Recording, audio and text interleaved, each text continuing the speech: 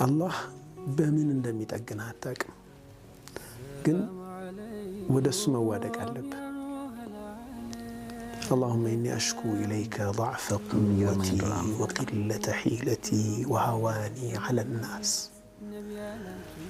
በጣም ነው የሚያሳዝነኝ። በቃ ነብዩ ሰለላሁ ዐለይሂ ወሰለም የነበሩበትን ስብራት በደንብ ያሳያል፣ ግን መጠጊያቸው አላህ ነበር። በቃ اللهم إني أشكو إليك ወደ አንተ አቤት እላለሁ፣ ስሞታዬን አቀርባለሁ።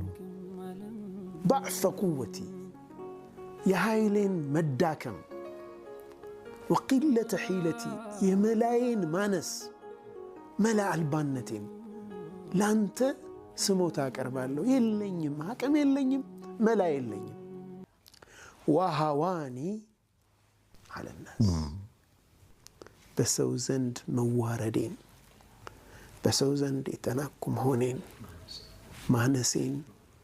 ምክንያቱም እብዶችንና ህፃናትን ልከው ያስደበደቧቸው በስርዓት እንኳ ሒማያ ልንሰጥህ አንችልም፣ በጣም ይቅርታ ሌሎችን ጠይቅ፣ እኛ ይህንን ከተለያየ ምክንያት መስዋዕትነት ልንከፍልልህ አንችልም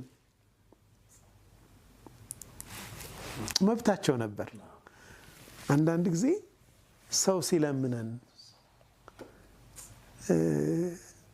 በቃ አለመስጠት ይቻላል አይደል? ግን ሳንሰጠው